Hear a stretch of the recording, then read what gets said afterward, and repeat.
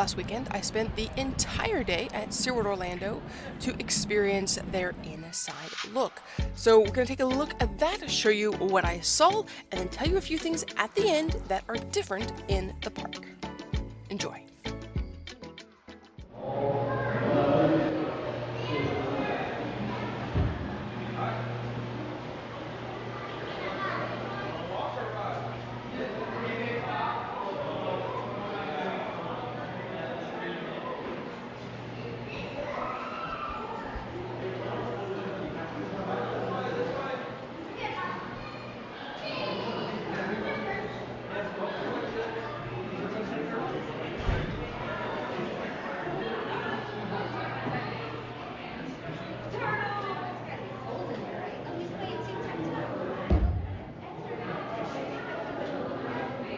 Feel free to play against Claire as well. She's an awesome tic-tac-toe player.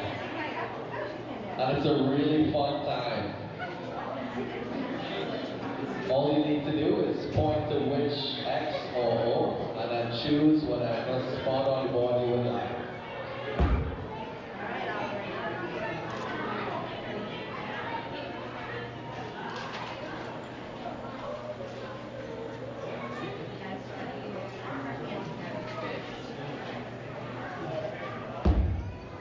Alejandro, I have a question for you.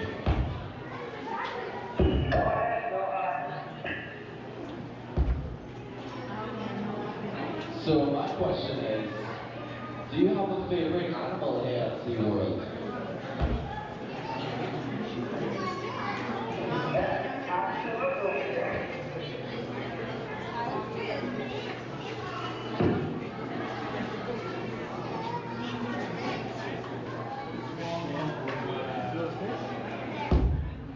What was your favorite animal, Alejandro? My favorite animal are sharks. The sharks are your favorite animal over here at SeaWorld. We have a bunch of really awesome sharks. That was the dive talk at the rescue center. Now we're going behind the scenes at Manta Aquarium to see how the mantas are cared for. Then we will head over to the Beluga Aquarium, and after that we will see Seal of Fortune, a special show for Inside Look. And right now you're getting to see Manta going back into the station, which is a view you normally don't get to see. If you walk through our aquarium galleries, we have a large 12,000 gallon live coral tank. It's the first exhibit you see. That glowing hole in the floor is that exhibit. All that glows from all of the lights that we have just to help those corals stay alive and keep growing. One of the favorites of the beluga is that green. I don't know how to describe it. This green thing is a favorite of one of our walruses, Cora. She really likes to hold it. She also likes to hold it with her little clips, so you can see her holding it while she's kind of swimming around, which is super cute. We can also use the bubbles. Whales are not a fan. Walruses are more of a fan. But we are constantly thinking of ways to enrich their lives. So with the bubbles, sometimes it's well received and sometimes it's not. So with the bubbles, they weren't really a fan. But with this thing, or even the duck, they really, really like it. So it's just kind of hit or miss.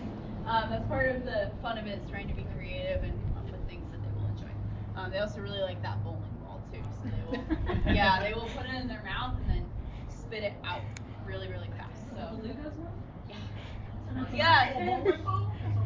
Yep. So we have one that floats and one that sinks. It's kind of a gamble on which one we put in the pool, but we don't want to put the one that sinks in there because then somebody has to get it. That was my question. Because they won't retrieve it. But with the one that floats, they do really like to spit it out.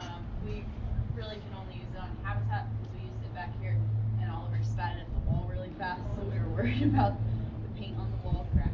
But out on habitat, there's this competition that we're going to do right now, it's called the Fast Fact grab. Now, in the fast fact grab, what I'm going to do is I'm going to read you a trivia question, and whoever answers the question correctly, and whoever answers the question in the shortest amount of time will win. But you're not going to shout out the answer. When you know it, you're going to run down here. Come with me, ladies. You're going to reach into the bucket, and you're going to choose your answer from the plush animals that are inside. So there is a puffin, a sea lion, a turtle, there's a shark, there's a flamingo, there is an orca, there's a narwhal, and there's a manatee. Whoever gets here first and whoever holds their plush up in the air with the correct answer will get the point. We're going to do the best of 5. So you ladies, come back here with me. We're going to start behind the line, and here is your first fact. Go find the animal that's sometimes called a sea cow. Go! What animal is sometimes called a sea cow? Dig in there, pick it up, see if you can fetch it all the way up, and it is a manatee. Correct. All right, ladies, come on back. Kaya, Audrey, we're going to do the best of 5. Stand behind the line. Here's your next fact. Typically, behind the line. Cheating. All right. Typically, the only time this animal leaves the water is when it lays eggs. Go. What animal leaves the water to lay eggs? Oh, that was close. It was a tie, so each of you get a point. Come on back. All right, so you've got 2, you've got 1. This animal gets its unique coloration from the shrimp in its diet. Go. What animal has shrimp in its diet? Yes, it's a flamingo. You got it. All right, come back this way. This will be the last. So you have 3. Let's see who can get the next one. This animal is sometimes called the unicorn of the sea. Go. What animal is called the unicorn of the sea? I think you beat her by like a split second. So that means, Kaya, you're the winner. Congratulations. We'll head back over there. There's quite the mixture in the park of Christmas, the Hero of Rudolph, and then there had been a showing of, on Friday the 13th, of one of the Howl-O-Scream houses, so that was kind of interesting but weird. There's also a number of places like this where you'll see the blue walls, which means they're working on things. There's a couple spots that had that, and that kind of piqued my interest because I noticed there was something happening in Antarctica. I noticed that the line had been moved, and so I went up and I asked someone and said, hey, I noticed the line's different. Are there any changes, any plans? And yes, there are.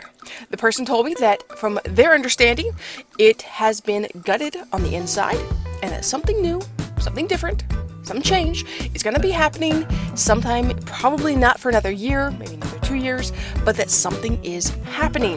That's all I know. Gonna keep checking back, kind of watching. I haven't seen any details online, but I know the ride had to change, so it'll be exciting to see what changes in Antarctica. But for now, the line, you're going in through the exit to see the penguins, so it is a bit of a different line, probably a much slower line because they can't have as many people feed in and out, so be aware of that. But that's the exciting, cool tidbit that I saw and learned while I was in the park, and hopefully soon we'll have some news on Antarctica. I hope you enjoyed this quick behind-the-scenes look with me at SeaWorld Orlando during their inside look.